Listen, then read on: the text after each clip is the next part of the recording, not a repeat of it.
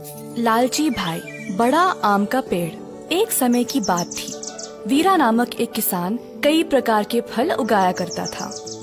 पूरे गांव में वह केवल एक ही किसान था जिसके पास इतने प्रकार के पेड़ थे।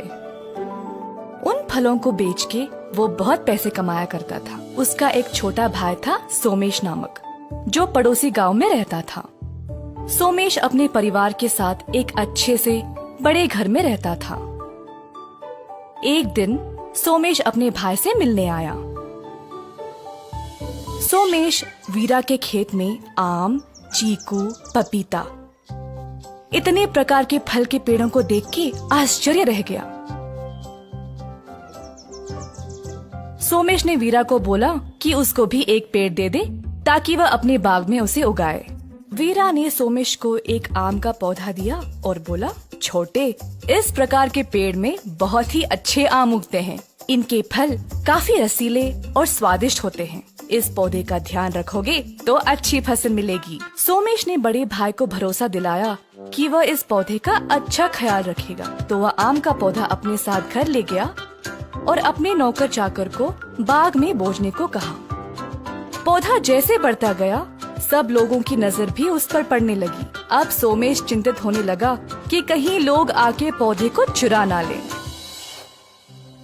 इसीलिए उसने अपने मकान के इर्द गिर्द ऊंची दीवारें खड़ा कर दी। कुछ दिन बाद पेड़ दीवार से भी ऊंचा हो गया। 1 साल हो गया था और पेड़ में सुंदर सुंदर फूल खिलाए। इसी दौरान सोमेश को एक बात खाई जा रही थी कि अगर ये पेड़ फल देने लगा तो कहीं नौकर लोग फलों को चुरा ना ले। अब सोमेश ने और भी ऊंची दीवार खड़ा की और ऊपर छत भी लगा दिया ताकि किसी को भी ये आम का पेड़ नजर न आए। एक दिन सोमेश अपने पेड़ को देखने गया तो फल उगने के बजाय सारे फूल नीचे गिरे पड़े थे। सोमेश को बहुत बुरा लगा और उसने सोचा कि कहीं बड़े भैया ने उसे कोई बेकार पौधा तो नहीं दिया।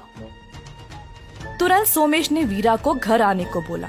वीरा बेचैन होकर जल्दी जल्दी अपने छोटे के घर आ पहुंचा। भैया जी, आपने सही इरादे से मुझे ये पेड़ नहीं दिया था। लगता है आप नहीं चाहते थे कि मैं भी आपकी तरह अच्छे से फल बेच के मुनाफा कमाऊं। इतने लालची क्यों हो? पेड़ से सुंदर फूल तो निकले, परंतु एक ही हफ्ते में सब कुछ सड़ के नीचे गिर गया। आपने ऐसा क्यों किया?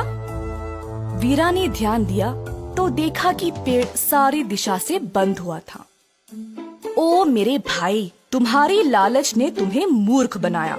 तुमने सूर्य की किरणों को पेड़ तक पहुंचने से रोका है और छत लगा के हवा आने का रास्ता भी बंद कर दिया।